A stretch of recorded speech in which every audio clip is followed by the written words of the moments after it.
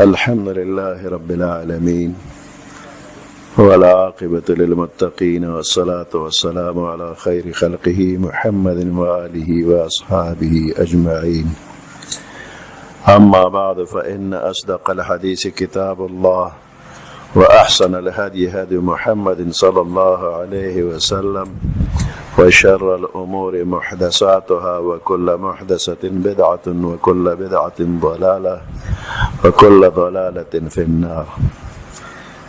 وبالسند المتصل منا إلى شيخ الإسلام والمسلمين أمير المؤمنين في الحديث أبي عبد الله محمد ابن إسماعيل ابن إبراهيم ابن المغيرة ابن البردزبة الجعفي اليماني البخاري رضي الله تعالى عنه ونفعنا الله بعلومه آمين. باب قول الله: ونضع الموازين القسط ليوم القيامة وأن أعمال بني آدم وقولهم يوزن. وقال مجاهد: القسطاس العدل بالرومية، ويقال القسط مصدر المقسط وهو العادل، وأما القاسط فهو الجائر. وبه حدثنا أحمد بن إشكاب قال حدثنا محمد بن فزيل عن عمار بن القعقاع عن أبي زرعة عن أبي هريرة رضي الله تعالى عنه قال: قال النبي صلى الله عليه وسلم: كلمتان حبيبتان إلى الرحمن خفيفتان على اللسان ثقيلتان في الميزان، سبحان الله وبحمده سبحان الله العظيم. الله پاک د مخلوق د هدایت د پاره 1,40,000 کم زیات پیغمبران را لیږلي دي، او دوی سره آسماني کتابونه 104 را لیږلي شوي دي. د تمام پیغمبرانو سردار محمد رسول الله صلی الله علیه وسلم، او د تمام آسمانی کتابونو سردار قرآن پاک دی. قرآن پاک دا ضرورت مطابق لگ لگ با نازلے دا او صحابه کرامو پا یاد باندې یادو، او دا سے متفرق اجزاء لیکل کېدل هم، چا پا کانی لیکل کول، چا پا اڈوکی لیکل کول، چا پا بانس بانی لیکل کول، دا سے مختصر غند کاغذ کا ملاوے دا پاغیم لیکل کول، و کتابی شکل کے قرآن نو یاد دا ٹولو دے، و لیکل ٹول چا سرا موجود نو، متفرق اجزاء جدا جدا ہو. دا ابو بکر صدیق رضی اللہ تعالی عنہ پا وقت کے دا جہادونو سلسلہ شروع وا، او صحابه کرام چې حافظان د قرآن دا په دې جهادونو کې شریکو او شهیدان کېدل با، نو عمر فاروق رضی الله تعالی عنہ سره دا فکر پیدا شو کچره د قرآن د حافظان را نه ټول شهیدان شي، نو قرآن به د دنیا نه روک شي. ابو بکر صدیق رضی الله تعالی عنہ ته دا تجویز مخکې که چې دا قرآن شریف لیکل غواړي. هغوی او فرمایل کم کار چې پیغمبر علیه السلام په خپله زندګۍ کې نه دی هغه کړی، موږ څنګه وکړو؟ او بار بار وینا سره شرح صدر وشو او قرآن پاک ټول را جمع کړی شو کتابي شکل کې. د صحابه کرامو یو کمیټي او هغوی ډېر احتیاط سره قرآن را جمع که کتابي شکل کې. دغه شانته د پیغمبر علیه السلام احادیث مبارکم په دې دنیا کې خواره واره. هر صحابي چې د پیغمبر علیه السلام نه څه اورېدلي دي هغه یاد کړي دي، خدا یاد کړي احادیث مبارک دا هم خواره واره. محدثینو په دې باندې ډېره خواري کړې ده، او دا خواره واره احادیث مبارک دا راجمع کړي دي. دې سلسله کې امام بخاری رحمت الله علیه ډېر محنت او مشقت برداشت کړی دی، او په یو یو حدیث مبارک پسې لرې لرې سفرونه هم کړي دي، او احتیاط سره دا یې راجمع کړي هم دي. او بیا یو حدیث مبارک چې به لیکه نو غسل به وکړه 2 رکعاته نفل به وکړه نو د هغې نه پس به حدیث مبارک لیکه. نو دې کتاب بخاری ته اصح الکتب بعد کتاب الله تعالی ویلی شي. د الله د کتاب نه رستو د صحیح ترین کتاب د اصح الکتب. په دې بخاری کې د کتاب عنوان مشته او په دې کې د باب عنوان مشته او په دې کې احادیث مبارک هم شته. نو د کتاب په عنوان باندې د کې 3 اتیا کتابونه دي. 3 اتیا غټ کتابونه دي په دې کې. او د باب عنوان پکې 3800 او شپږ شپېته دي. 3866 په دې کې بابونه دي. او احادیث مبارک په دې کې 9000 او یو کم اتیا دي. 9000 یو کم اتیا. نو دا کتاب په بخاری کې اخیری کتاب دی، کتاب الرد علی الجهمیہ. دا کتاب الرد علی الجهمیہ دا پکې اخیری کتاب دی. او دا باب قول الله ونضع الموازین القسط لیوم القیامه دا اخیری باب دی. او دا حدیث مبارک چې کلمتان حبیبتان الی الرحمن خفیفتان علی اللسان ثقیلتان فی المیزان سبحان الله وبحمده سبحان الله العظیم دا اخیری حدیث مبارک دی. او په دې اخیری باب او اخیری کتاب او اخیری حدیث مبارک کې سو بحثونه دي. اول دا چې بخاری شروع کېږي نو باب کیف کان بدء الوحی الی رسول الله صلی الله علیه وسلم اولنی باب دغه دی. او آخری باب قول الله ونضع الموازین القسط لیوم القیامه. نو د دې اول باب او د آخر باب په منځ کې مناسبت دا یو بحث دی. پکې مناسبت داسې دی چې مشروعیت یعنی رواوالی او نارواوالی د دې دار و مدار په وحی سره دی. یعنی په وحی کې چې یو کار اخولی شي چې دا روا دی دا جایز دی نو دغه کار به روا او جایز او حلال وي. او چې په وحی کې یو شی راغی چې دا شی حرام دی ناجایز دی هغه شی ناروا دی غیر مشروع. رواوالی او نارواوالی د دې دارو مدار په وحی سره دی. یو کار باندې ثواب کېدل او ثواب نه کېدل د دې دارو مدار په اخلاص او په للهیت سره دی، په نیک نیت سره دی. او کله چې ثواب حاصل شي نو دا ثواب د ضایع کېدو او د باطل کېدو نه په امن نه دی تر څو پورې چې وزن یې نه شوی تول یې نه شوی نو دا ثواب په امن نه دی د باطل کېدو او د ضایع کېدو نه. نو په اول باب کې مشروعیت د کار او په آخر باب کې دار و مدار د ثواب په وزن د یو بل سره مناسبت شو.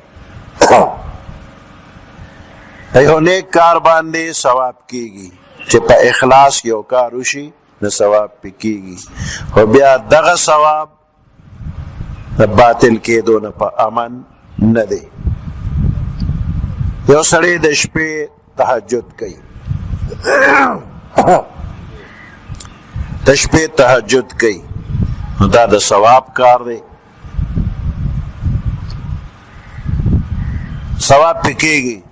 خو چې سهار دا سړی را پاسي حجره کې بیټک کې بازار کې لاره کوڅه کې سکون فلانی وره که نه بیګا چې دا 2:30 بجې شوې نو 10 رکعاته نفل مې کړ. خدای دې په ریا کې نه حسابوي. ولې به نه حسابوي؟ دا ته وایې څه دپاره ریاکاری دپاره لګیا دی. خدای دې په ریا کې نه حسابوي.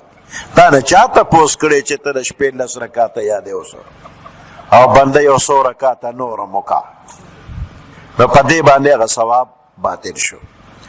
مولانا اشرف علی تانوی رحمت الله علیه ته یو خادم دعوت کړو.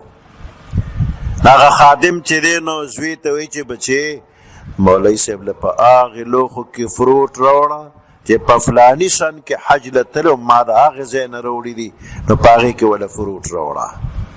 نو ساعت پس بیا وایي چې بچې مولوي صاحب له هغې لوښو کې طعام راوړه کم چې فلانی سن کې حج له تلو ما د هغه ځای نه ځان سره راوړي دي.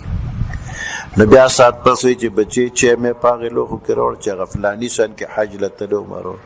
آخر کې مولوي صاحب ورته وایي د خدای بنده زما په یو دعوت دې 3 حجونه لوک تا ته چا وایي چې ته الوایې چې 3 ځله حج له تلې. نو دا نیک اعمال دا په دې ریاکارۍ باندې باطل کیږي. دغه شانتې چا سره د ښېګړه کړې ده او د هغې نه پس بیا هغه ته تکلیف ورکې نو په دې باندې هم دا نیک اعمال برباد کیږي. یو حاجي صاحب و نو هغه یو غریب ترکان له 15 روپۍ زکات کې ورکړې. پخوا 15 روپۍ ډېرې وې د 15 روپۍ زکات کې ورکړې. هغه ترکان کاکا ما ته په خپله الوی ایکسچکور کې به کټ مات شو نو ما له به یې راولېږه چې دا جوړ که نو ما به جوړ که خو د پیسو ست به یې نه کوو. میز به یې مات شو نو ما له به یې راولېږه نو هغه به ما وله ټیک که د پیسو ست به یې نه کوو. وی کال تیر شو یو کال مې خدمت وکړه او سیرا نه کړل. وی بل کال له 10 روپۍ زکات راولېږه. وی ما ورته واپس که چې حاجي صاحب تیر کال مې په 15 روپۍ خدمت وکړه راتلونکي کال له په 10 روپۍ خدمت نشم کولی دا زکات دې بل چاله ورکه. نو ګوره د زکات ورکړی دی کار د ثواب دی خو یو کال یې ورته تکلیف ورسو.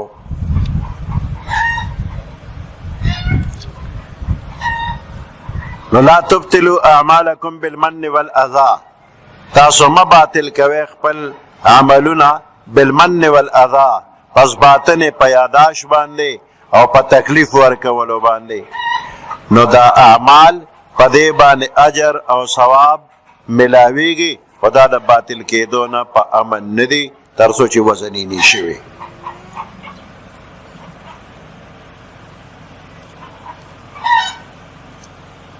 دویم باس په دې دی کې دا دی چې دا آخري باب او آخري کتاب او آخري حدیث په دې روړو کې امام بخاري رد کوي په فرق باطله باندې.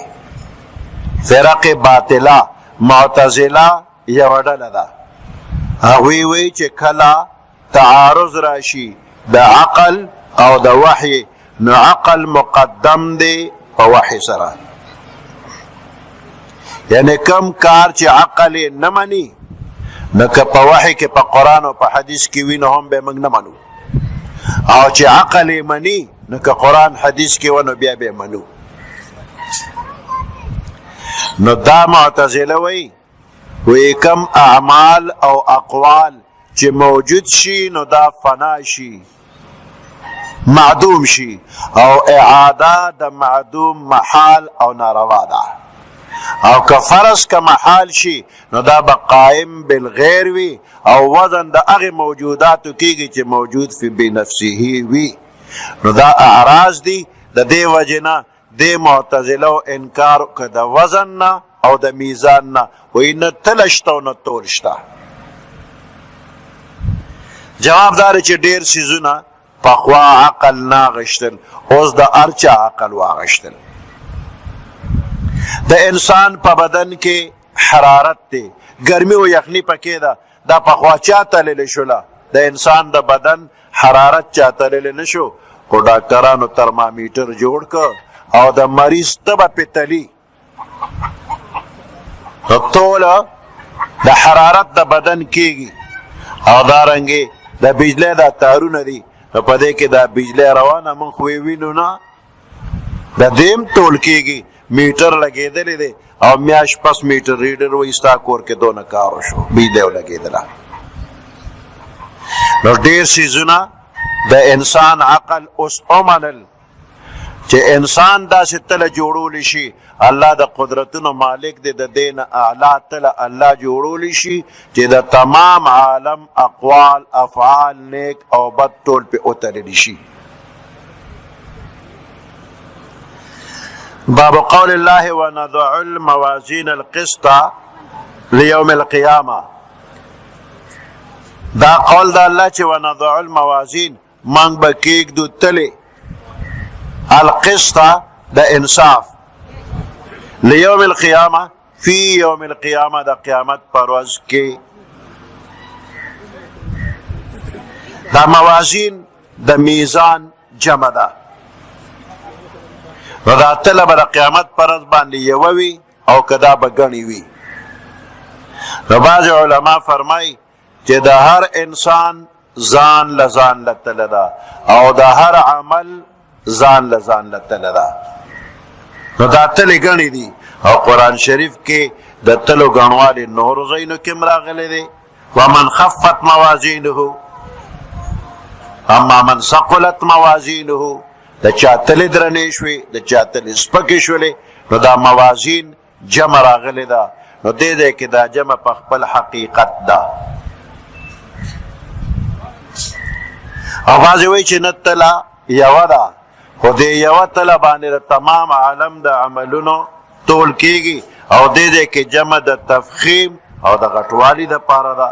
لکه د نوح علیه السلام قوم د یو نوح علیه السلام نه انکار کړو الله فرمای کذبت قوم نوح المرسلین.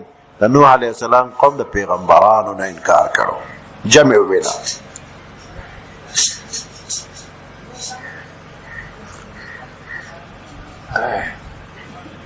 نو دې ځای کې دا تله یوه ده خو دا د تمام عالم اقوال افعال وزن کوي.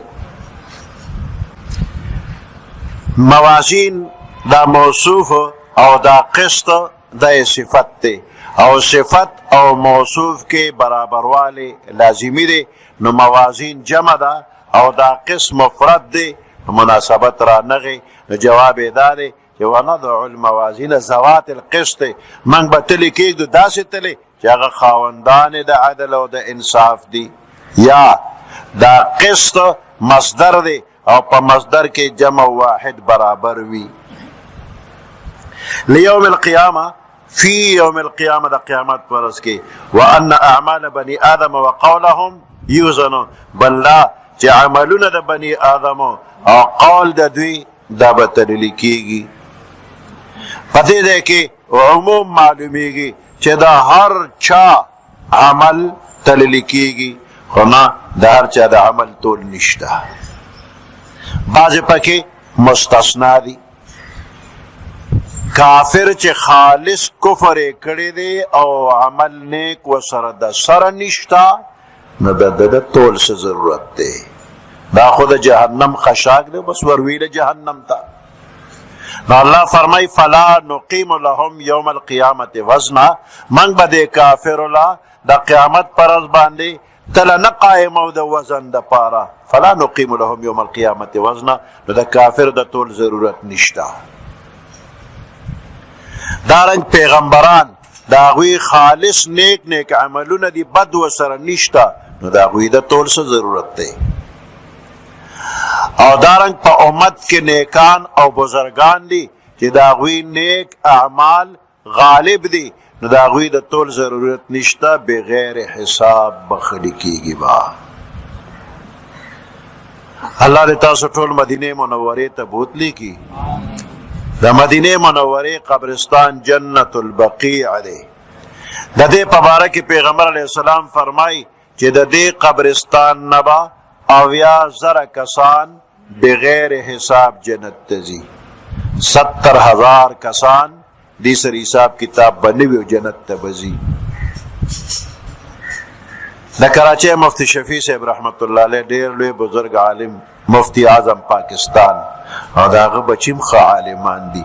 یو زوی مولانا مفتی تقی عثماني صاحب دامت برکاتهم ډېر لوی عالم دی. هغه هم هغه وایي چې ما دا د 70,000 عدد په حدیث کې وکته نو خفه شوم چې د پیغمبر علیه السلام امت خو ډېر زیات دی نو په دې ډېر زیات کې 70,000 خو په غړو کې مالګه هم نه ده دا دومره لږ بغیر حساب بخلي کېږي دا خو ډېر لږ دی خپه وم وی بیا مې یو کتاب کته نو د دې حدیث په تشریح کې لیکلیو چې دا 70,000 بغیر حساب دی په دې کې یو کس سره به اویا زره نور بغیر حساب دی اوس مې زړه ښه شوی نو دې دی کې استثنا پکې شته چې د هر چا تول نشته بعضې د تول نه مستثنا دي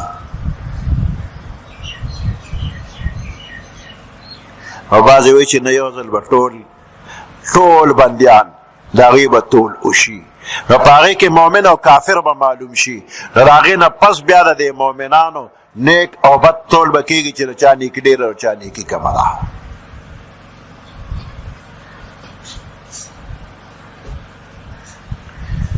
وأن أعمال بني آدم وقولهم يوزنو دا اعمال تللی کېږي به نو د دې د تول څه طریقه وی نو په احادیثو کې مختلف طریقې راغلي دي بعضې روایاتو کې راځي چې عامل به تللی کېږي عمل کوونکې بنده به تللی شي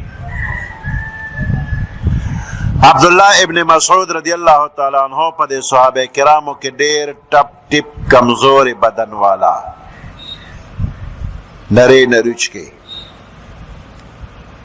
یو ځل د ونې یو لخته یو صحابي ونیوله او راښکته یې کړله عبدالله ابن مسعود ورغی نو دم دقه لخته ونیوله د بل صحابي پرېښوه لخته اوچته شوله عبدالله ابن مسعود پورې ځوړند پاتې شو داسې سپک دی چې لختې اوچت که د صحابه کرامو خندل و پورې چې لختې اوچت کړی دی نو پیغمبر علیه السلام یې ده پورې مه خاندی نن خو تاسو ته عبدالله ابن مسعود سپک ښکاري لختې اوچت که خو د قیامت په ورځ به دی د احد د غر نه زیات وزنداري د احد غر په 7 میله کې ویړ پروت دی چې د هغې وزن به څومره یو الله ته پته لګي نو عبدالله ابن مسعود دونه وزندار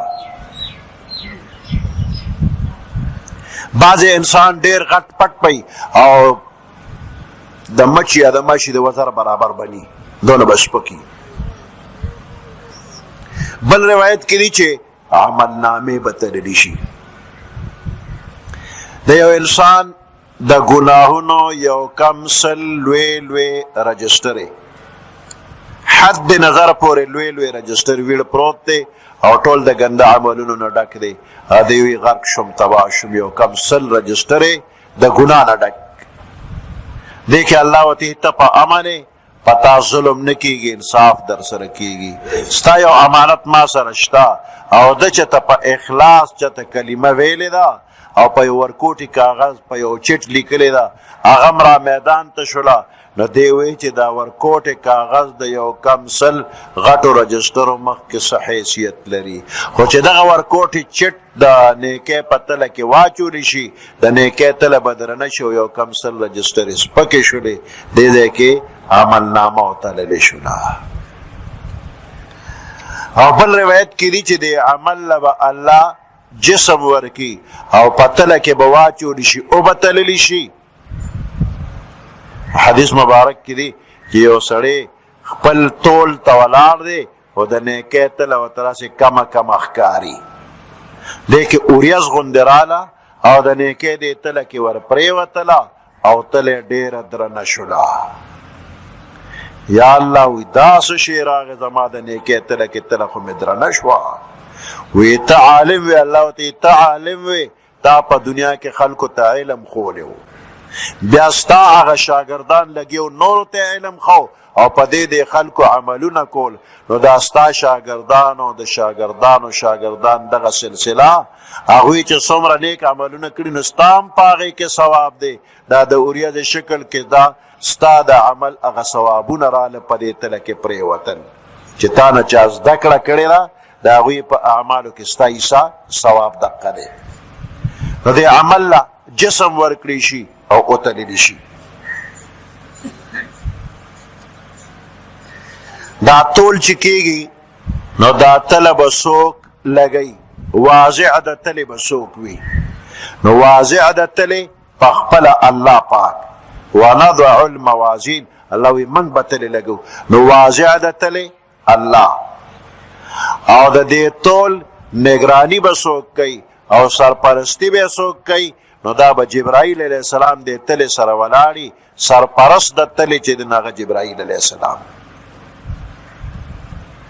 او ټول به پې څوک کوي نو وازن چې د هغه به عزرائیل علیه السلام وي ټول به هغه کوي او حضرت آدم علیه السلام د بچو د طرف نه بطور نماینده به ولاړې ګوري به د بچو عملونه تللی کېږي نو بابا ورته ګوري نو دې ټول ته ساجت دی که ټول وشو نو هم موږ الله ته معلوم یو او که ټول ونشو نو هم ورته موږ معلوم یو نو دې ټول ته ساجت دی نو جواب د دې دا دی چې په دې کې اظهار د عدل او د انصاف کیږي او په دې کې اتمام حجت کیږي هسې نه چې د قیامت پر ورځ یو سړی دوزخ ته روان یو دا نور خلک کوي چې دا خو یې بې ګناه دوزخ ته بوته نو الله دې تمام عالم ته وښیي چې بې ګناه نه تاسو ولیدل چې دا کارونه د دنیا کې کړو د هغې په بدل دوزخ ته روان دی یو بنده دی مجرم دی جرمونه کړي دي خو الله پې رحم کرم وکړه جنت ته یې بوته دې ځای کې عدل او انصاف او رحم کرم د الله معلومیږي نو اتمام حجت او اظهار د عدل او د انصاف د پاره ټول کیږي کني الله ته ټول خلق معلوم دي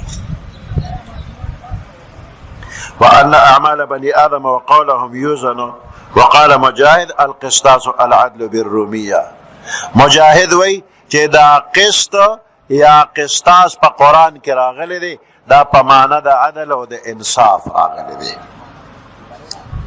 وزنوا بالقسطاس المستقیم الله وی تول کوي په قسطاس مستقیم د عدل او د انصاف په تله نو قسطاس لفظ قرآن کې راغی ونضع الموازین القسط قسط لفظ راغی نو قسط یا قسطاس دا په قرآن کې چې راغلی دی په معنی د عدل او د انصاف دی په کومه ژبه کې په رومي ژبه کې سوال دلته کې دا دی چې انا انزلناه قرآنا عربیا الله فرمای من قرآن په عربي زبان کې را لېږلی دی نو دا خو راله قرآن د عربیت نه ووته چې قرآن عربي دی خو ټکې پکې د رومي ژبې راغی د دې جواب دا دی چې دا توافق د لغتینو دی یعنې ګڼو لغتونو کې دا ټکې استعمالیږي پښتو کې موږ تنور یادو نو دا تنور په پښتو کې تنور دی په اردو کې تنور دی په فارسی کې تنور دی او په قرآن کې هم راغلی دی چې وفارت تنورو اوس به ته څه وایې چې قرآن کې پښتو ننوته نه پښتو قرآن کې نه ده ورغلی د پښتو کې زموږ قرآن را ننوته یعنې دا یو تنور لفظ په مختلفو ژبو کې استعمال شوی دی نو که عربی کې راغی نو څوک به دا نه وایي چې تنور غیر عربي دی دا عربي دی پښتو کې هم تنور دی خو عربی کې نو دقه شانتې دا قسط او قسطاس دا عربي دی خو د روم ژبې هم استعمال کړی دی نو دې ته وایي توافق د لغتینو وقال القسط مصدر المقصد وهو العادل واما القاسط فهو الجائر دې ځای کې امام بخاري دې ته اشاره وکړله چې دا قسط په معنی د عدل هم استعمالیږي او په معنی د ظلم هم استعمالیږي عن ابي هريره رضي الله تعالى عنه قال قال نبي صلى الله عليه وسلم پیغمبر علیه السلام فرمای کلمتان حبیبتان الى الرحمن کلمتان په معنی د کلامان دی یو دوه کلام دي نو د کلمې اطلاق په کلام کیږي لکه یو مسلمان بل مسلمان ته چې تیره کا کلمه دی ورته لا اله الا الله محمد رسول الله دا لا اله الا الله محمد رسول الله کلمه نه ده دا کلام دی هو د کلمې اطلاق په کلام جایز دی نو دا کلمتان دی کې په معنی د کلامان دي او حبیبتان په معنی د محبوبتان دي یعنی دا دوه کلامونه داسې دي چې د دې قائل د الله محبوب دی او د محبوب څه مطلب کم بنده چې د الله محبوب شي د دې مطلب دا چې الله دې بنده ته د خیر رسولو اراده کړې ده الی الرحمن دا الله صفتونه ګڼ دي خو دې کې رحمان صفت چې راوړی دی نو په دې کې اشاره دی تره چې بنده په لږ عمل تعالی ډیر ثواب درکېږي نو دا صفت رحمان تقاضا کړې ده. پخوانو قومونو به ډیر عملونه کول لږ ثواب به پې ملاوېده. دا امت لږ عمل وکړي ډیر ثواب پې ملاوېږي. خفیفتان علی اللسان په ژبه باندې اسان دي څه بوج نه راولي تکلیف نه راولي. ثقیلتان فی المیزان او په تله کې ډیر وزندار دي. ترجمه الباب سره مناسبت دا ځای کې دی چې وزن د اعمالو دی او دې کې وایي چې دا کلمې او دا اقوال وزندار دي. سبحان الله وبحمده پاکی بیانوم الله لرا. الله د هر قسم عیبونو نه پاک دی وبحمده او حمد ثنا ول ثابت دي. سبحان الله الله کی عیبونه نشتا وبحمده حمد ثنا ولا ثابت دي. نقصان پکې نشتا عیب پکې نشتا دا نفی دا وبحمده حمد ثنا ولا ثابت دي. دا اثبات ته نفی اثبات په کلمه کې دی چې لا اله الا الله دا نفی اثبات ته. من کان آخر کلامه لا اله الا الله دخل الجنه. چا چې اخر کې دا کلمه په جبه راغله چې لا اله الا الله نفی اثبات په جبه راغی دخل الجنه دی به الله جنت ته داخل کړو. دا اخري وخت ځن کدل دی. امام بخاری سبحان الله وبحمده کې نفی اثبات راوړی دی او د اشاره کوي د ځان فنا ته او د جهان فنا ته. کتاب ختمی په آخر کې نفی اثبات وکړو. سبحان الله العظیم الله په خپل پاکه بیانولو باندې خوشاليږي. قرآن شریف کې سورۃ یوسف کې د یوسف علیہ السلام حال ډیر تفصیل سره الله بیان کړی دی. هغه تفصیلی حالات نه یو جز درته وایم.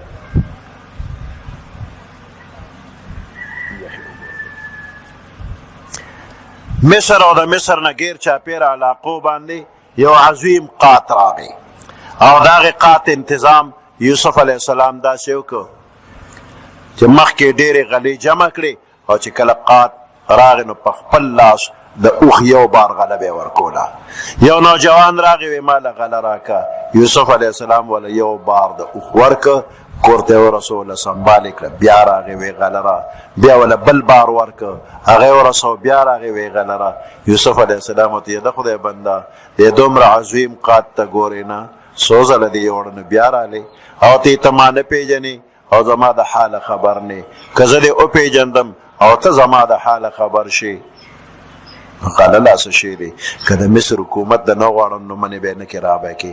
یوسف علیہ السلام ورته شابه زه ووایه ته څوک یې ستا څه حال دی؟ نو دا هلک ورته وایي ته چې زلیخې په اوو دروازو دننه بند کړې او تا نه یې مطالبه وکړه تا خو د هغې خبره ونه منله او اخر کې دې منډه کړه او تښتېدې. هرې دروازې نه به تلې دروازه کلاوېده او ته به بار تلې. اوومې دروازې ته چې نږدې شوې زلیخې ستا لمن ته لاس که لمن چې هغې کلکه ونیوه تا چک کړه نو کمیس وشلې لمن هغې سره پاتې شو ده. اوومه دروازه کلو شو ته بار راووتې بار عزیز مصر او د هغه ملګري ولاړو تا خاموشي وکړله. خو دغه ځای کې د ښځې په تا الزام ولګو ستا پاکي دلته چا بیان کړې وه؟ یوسف علیہ السلام ورته وی د مور په غېږ کې پی رودلو ماشومو په عجیبه انداز کې هغه زما پاکي بیان کړه. ماشوم وی د یوسف علیہ السلام کمیس وګورې که مخکې شلېدلې وي نو ده په دې ښځې حمله کوله او دې ښځې ته ځان بچ کو. دا ښځه پاکه ده او که رسته لمن شلېدلې وي نو دې ښځې ته مطالبه کوله او ده ته ځان پاک او بچ ساته نو دی پاک دی. نو هر چا چې زما کمیس وکته رسته لمن شلېدلې وه نو هر چا وی یوسف علیہ السلام پاک. ماشوم مې پاکي بیان کړې وه. نوجوان ورته هغه ماشوم زه یم اوس زلمې م ستا مخکې ولاړ یم غله به نه راکې جوړ زر ورپاسېدو دې زړه پورې جوختونې ولې نه غله یې م ورکړه نقدې پیسې م ورکړې نور قیمتي انعامات یې م ورکړه او خادمانو سره یې مخامخ که وی دا هلک چې هر وخت راځي او د ده ساجتي اجت به م پوره کوی ما سره بیا ملاقات کوی الې به یې رسخته وی هلک خو په اعزاز و اکرام رخصت شو او جبرائیل علیه السلام راغی وی الله سلام وی پس د سلام فرمای چې ته د هلک نه ډېر خوشحاله شوې ډېرې نامونه دې ورکړې او وی ښه د په ټول عمر کې صرف یو ځل ستا پاکي بیان کړې وه ته دونه خوشحاله شې دونه یې نامونه ورکې کم بنده چې همیشه زما پاکي بیانوي زه به هغه نه څونه خوشحالېږم څونه اجر او ثواب به ورکوم دا دینی مدرسې چې دی کې دا قرآن حدیث فقه وغیره بیانېږي روزانه په دی کې د الله پاکي بیانېږي استادان او شاګردان ټول